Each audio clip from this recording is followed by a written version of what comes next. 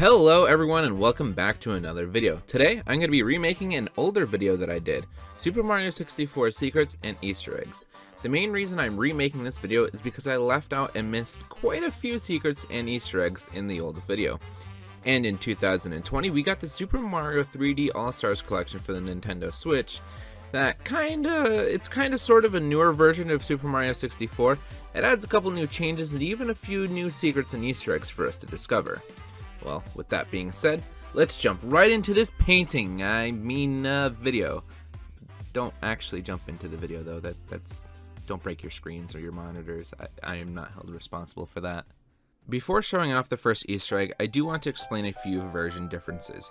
For those of you who don't know, the Super Mario 3D All-Star version of the game was actually a Japan exclusive version of Super Mario 64 called the Shindu version. This version added rumble support and a new Easter egg to the game. At the start screen, if you press the shoulder buttons, it will fill the screen with more Mario faces. Before defeating King Bob-omb, there are only two balls in the pit down below, but after defeating him, there will now be a third one, and even one of the pink Bob-omb confirms this by thanking you and saying that King Bob-omb is now just a dud. In Cool Cool Mountain, the baby penguin will actually mimic Mario when he does a dive. After collecting all 120 stars, the big penguin from the slide will be even bigger and mentions how he hasn't been hitting the slopes lately. You don't get anything for beating him again, just bragging rights, I guess.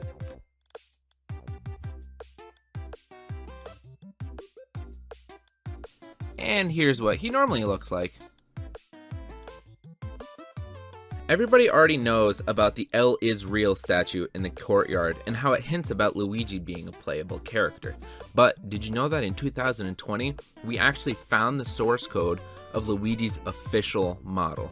Tetrabit Gaming did a really great video going over the details. Here's a few clips from that video, and a link to that video will also be down below in the description. I highly suggest you guys check it out if you're interested in this. L is real 2401. On July 25th, 2020, another leak had been dropped on the internet, and among a plethora of other awesome information, our boy Luigi had finally been found.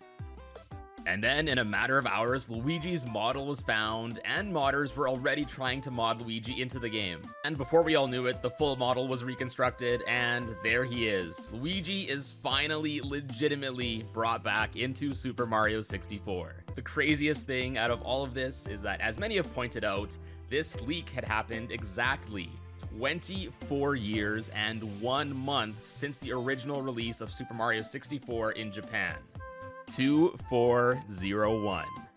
Coincidence? Probably.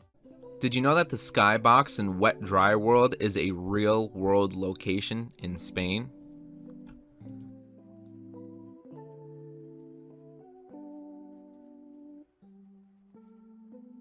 When jumping in water, there is a very rare chance that a fish will also jump out of the water with Mario.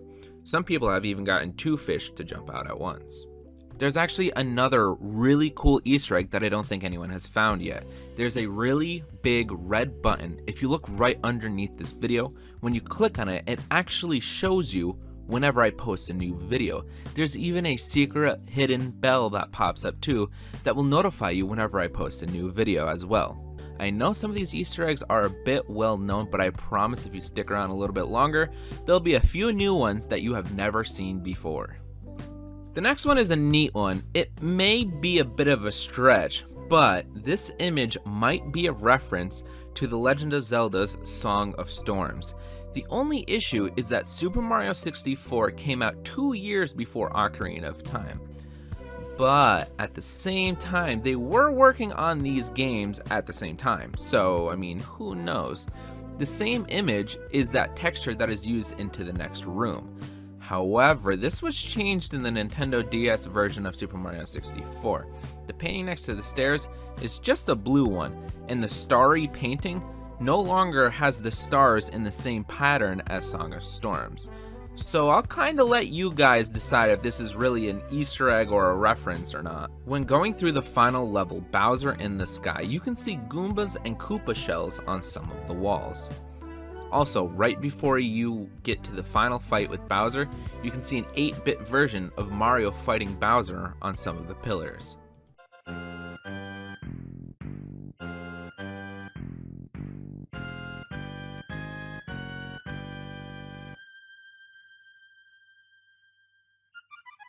In the North American version of the game, when Mario throws Bowser, he says, "So long, King Bowser."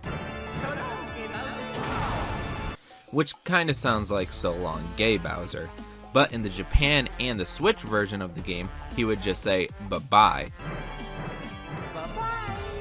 This is because Bowser is not his real name in Japan. His real name in Japan is King Koopa.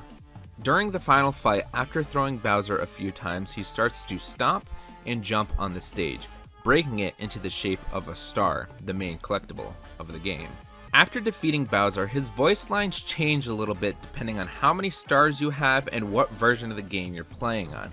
If you're playing on the Switch version of the game and you beat him with all 120 stars, he will mention how you have collected all 120 stars and say that there were even a few stars hidden that he didn't know about, aka the castle secret stars.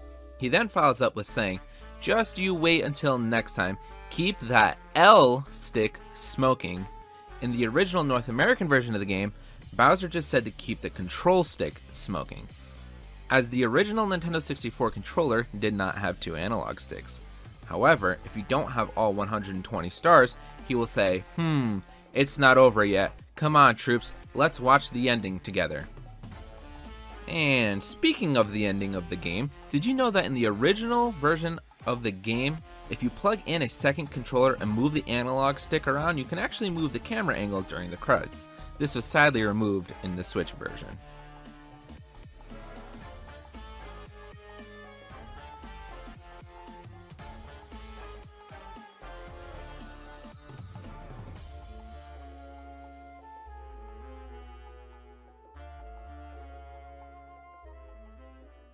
One of the most well-known secrets and Easter eggs of this game is after beating the game, you can now access the cannon outside, shoot yourself up to the top of the castle, and find Yoshi, who will grant you 100 lives.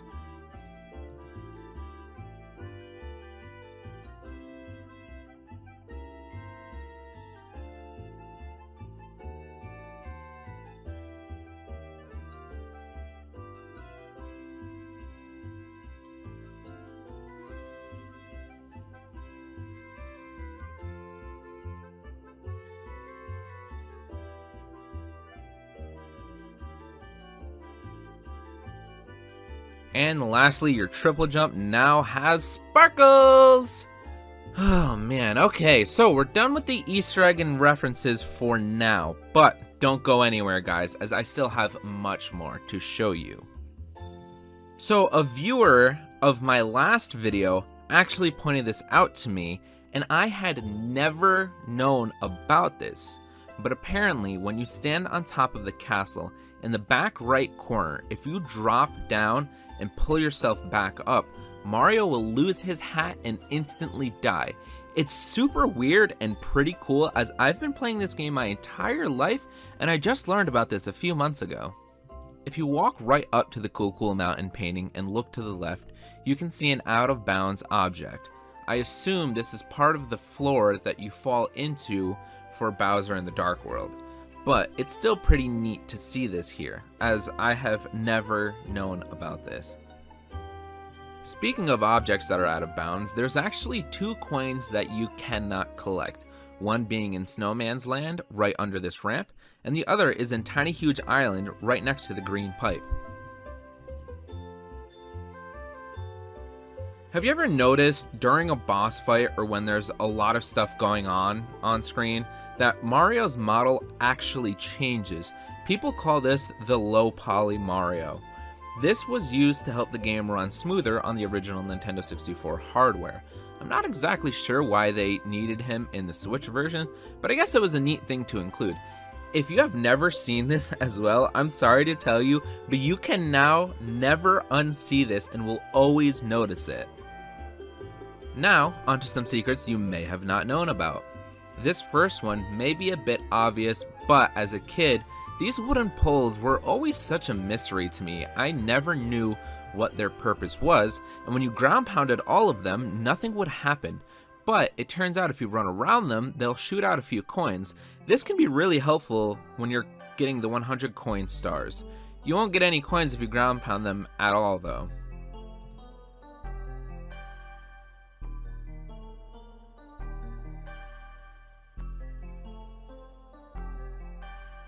In Womp's Fortress, if you jump on the owl and do a bit of sightseeing,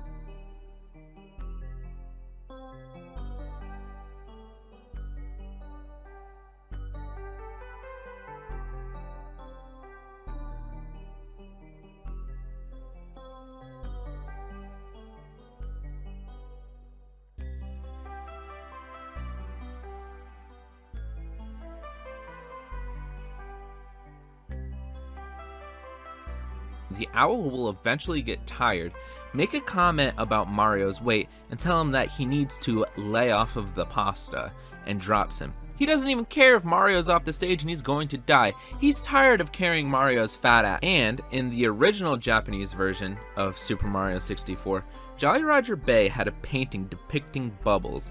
In the North American version of the game, it was changed to a sunken ship.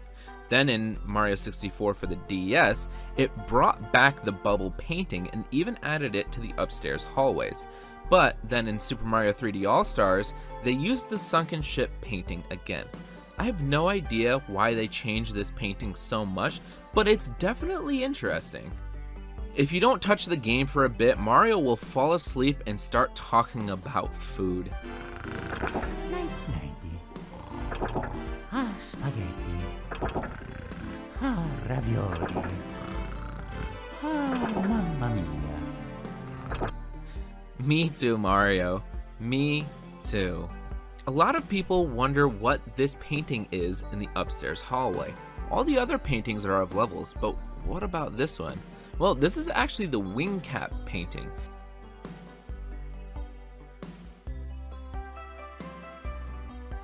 This was actually changed in the DS version of the game. It's now a starry painting for some reason. Did you know that you can climb under the bridge in Bomb Battlefield? I'm not really sure why, but okay. If you punch butterflies, they will either give you a 1-up or blow you up. It may be best to just not punch them and respect nature. The next two are a bit obvious, but if you jump into wet dry world painting at different heights, it will change the water level.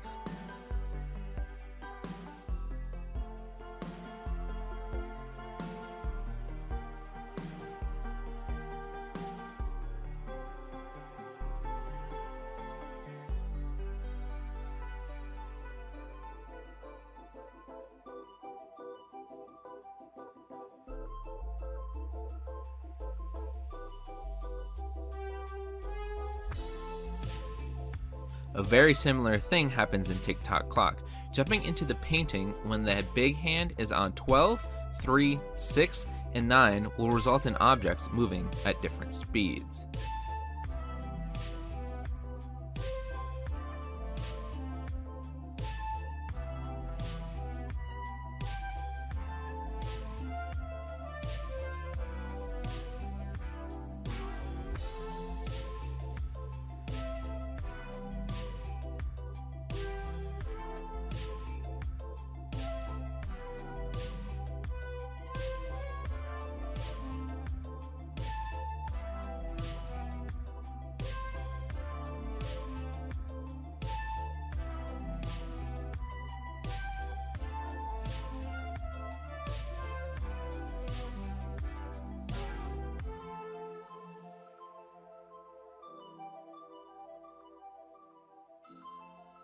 In Tiny Huge Island, when you're tiny, you can jump on the Goombas and get 1 coin, or you can ground pound them to get a blue coin that is worth 5 coins.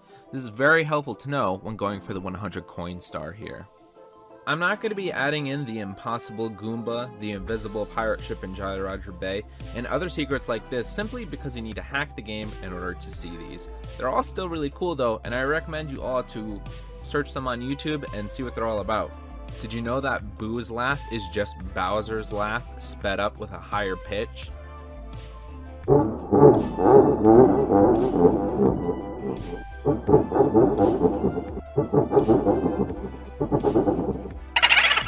After beating the game, you get this end screen. Some people claim to see a face right behind the star. Some say it looks like Yoshi, others say it looks like Mario. But what do you guys think? Do you guys see anything? Let me know down below in the comments. And now I'll be showing you all of the secret warp locations in the game. If you guys are enjoying this video so far, don't forget to hit that like and subscribe button to stay updated with my future videos, as I plan to do more Mario 64 and Zelda content in the near future. If I happen to miss one, please just let me know. I won't have much commentary as there's not a whole lot to talk about, so I'll just let the video do all the talking.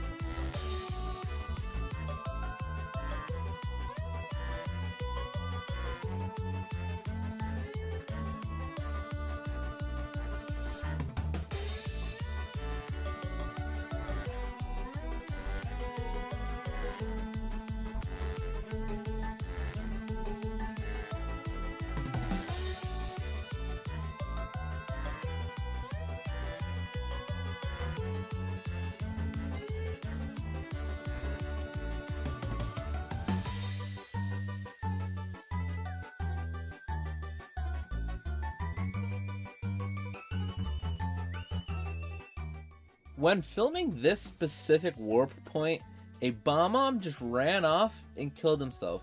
I thought it was pretty interesting, but did anyone else catch that?